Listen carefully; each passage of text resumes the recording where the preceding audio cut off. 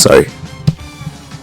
Welcome back, everybody. Before we get started, make sure you follow me on Instagram, FRANIZZLEMANIZZLE. Make sure you follow me also on Who Am I Uninterrupted, which is the platform you're watching this on. If you look down there right above my name, says YU, Who Am I Uninterrupted. The acronym pronounced as YU. It's also the acronym Who Am I Uninterrupted, the platform that you're watching it on. So make sure you guys follow me. Leave your comments if you need, if you want, engage. Do your thing. I'm saying, let's mingle, dude. First, let's go to the first. Our first one of this series. Can I just get a round of applause one time? God damn, this is the first one. I'm coming in strong too, because if you look all over the internet, this topic in itself is very sensitive, and we know why. Because times are changing, and it makes this topic amplified. I brought into your face today. Now let me just say something, right? For the sake of my own curiosity, for the sake of this show that I'm doing, bear in mind it's the first episode. Round of applause, you know what I'm saying? First episode, and this is the first statement that I'm giving to you guys to measure the severity of what it means. Modern masculinity is having an identity crisis. Now I want you to ponder on it for a second. I'm gonna give you like blah blah blah seconds, while I waffle for a bit. Your time has started to kind of gauge on what I mean by that. I'm not going to tell you exactly what I mean, but I'm going to dive into it for a little bit while I let you answer that question. Now, I want to say one thing, right? Traditional masculinity is not toxic, right?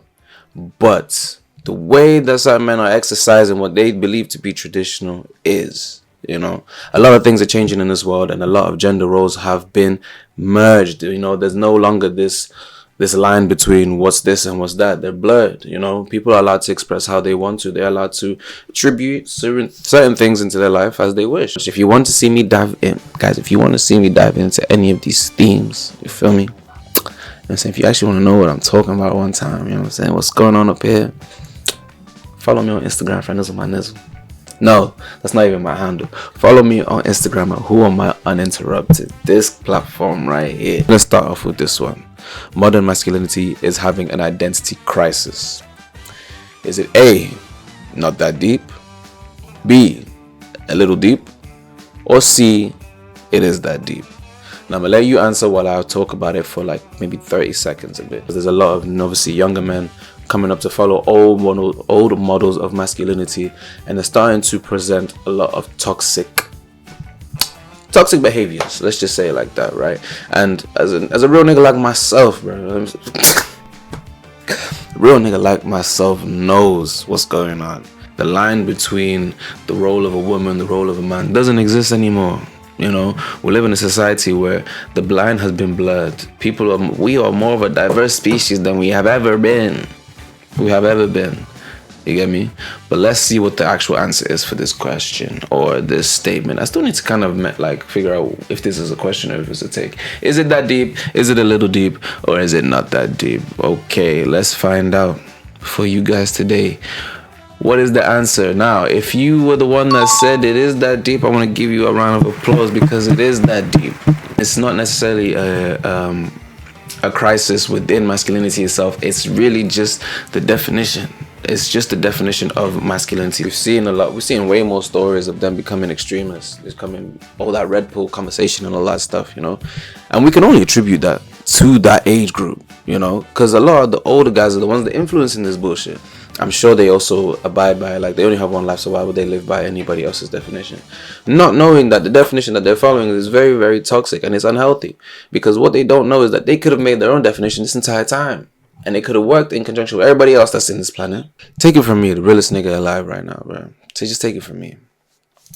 You can make your own definition of masculinity. You can. And if you want help, you've got endless amounts of examples of niggas that are doing it. They aren't the ones that are out here telling you all this bullshit only for them to get arrested for child sex sex crimes and all this stuff. You see them guys that I'm talking about. Those are the guys you want to follow to give you the definition of masculinity. Like what? What are we talking about? I just wanted you to talk about it. Let's move on to the next question. Wow. Next question is, convenience has made us less patient.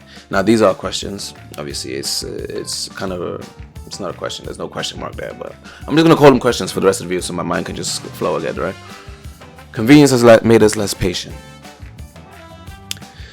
Convenience has made us less patient. How? What do you mean by that, Francisco?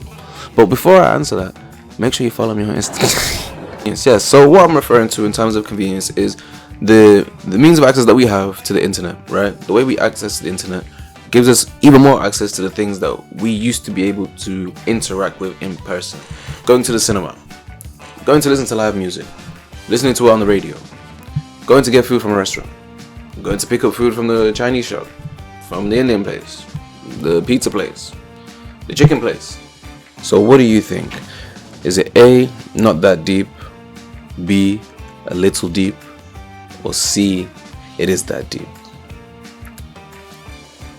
Now, and the reason I'm looking at this in particular as a deep perspective is because our expectations have been, I can get everything within a touch of a button, so the only thing I need to wait for is for it to actually get to me. I don't actually have to do anything except bow, look for it, bow, select it, bow, pay for it, and I've got it. And that's with a lot of things, whether it's technology, fashion, food. Sometimes fucking bro, if you want to go get a hotel, Airbnb, boom, you know how many layers you kind of skip through just from a touch of a button. We don't even think anymore. The brains have been mushed because it's like you have something that will do the thinking for you. You know, your phone will contact the person, your phone will then tell that person what you want, that phone will then tell how much you're paying, all these little layers of data that we're not processing in real time. We just know product, payment, receive.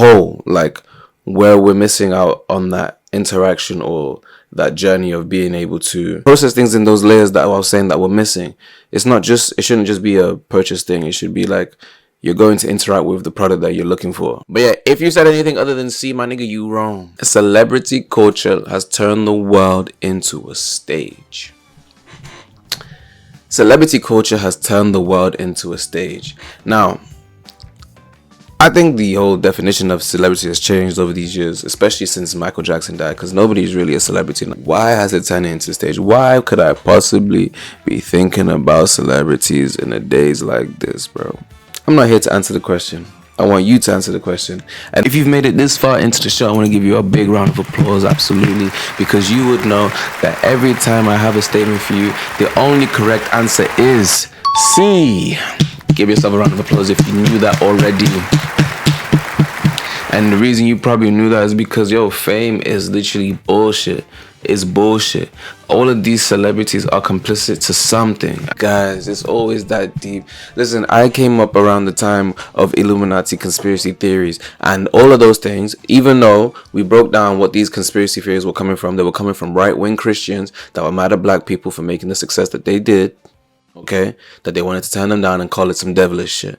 We know that. We understand it, but we do still understand that there is an entity in the entertainment industry that makes you do some crazy shit. And unfortunately, that same entity has control of so many different layers of life outside of the entertainment industry. But why do I say that celebrity culture has turned the world into a stage?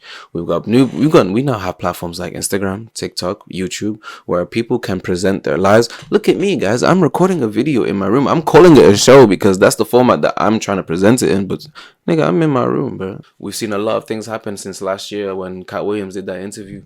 We saw a lot of crazy shit happening. A lot of shit came out into the open. A lot of people had their name thrown in the mud, but for good reason, right? And that's all over there, overseas. You know what I'm saying? In Hollywood and all these things. But Hollywood isn't specific to just America. It's not just specific to America. Even here in the UK, they've got some very, very, very scandalous celebrities. I can't remember if I introduced... We're going to do this again because I can't remember if I introduced the question. Poverty is not proof of irresponsibility. Now, this one is pretty easy. I'm not even going to lie to you. Obviously, like, if you have brain, you'll know what the answer is. And if you've made it this far into the show, please, I'm actually going to stand up. You made it to the end. I really appreciate that. And I think that you know exactly where we're going to go with this because the answer to this one is... It is that deep. Is that deep. It genuinely is that deep. Poverty is not a light issue. Poverty is a man-made issue. Of course, access to resources is something that not everybody can control. Obviously, the top 1% that we talk about, we can put a lot of blame onto these people, but we also need to also think about what we can do to give access to those who don't. you know. There's a cycle that unfortunately those in poverty experience, you know, because they're limited with the amount of resources that they have access to and what those resources could actually do for them and how long they last for.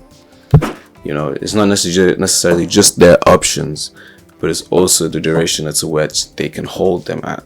But what poverty isn't a factor of is somebody's character or responsibility, because obviously nobody chooses to be poor. Money is a man-made thing, so in that sense, poverty is as well, because nobody chooses to be poor. And if people choose to make money, they should allow themselves to be in that cycle of making money enough, not just making money, but making enough money to where the quality of life that they have is maintained. You feel me? So yeah. Well, that's all I can give a fuck about today, guys. Thank you for tuning in to the first episode of Is It Really That Deep? Once again, this has been a Who Am I Uninterrupted production. That's the platform that you're watching this on. The Instagram handle is Who Am I Uninterrupted. My YouTube is also Who Am I Uninterrupted. My Instagram is FRANIZZLEMANIZZLE. Thank you for watching the first episode. I hope you guys enjoyed it. Let me know what you're thinking. If you still wanted to, you can still engage in the comments. You feel me? You can still engage in the comments, put your answers in there for each question, and then, you know, we'll talk about it if you want to talk about it. If you don't, hop off my dick, boy. I'll see you guys in the next one.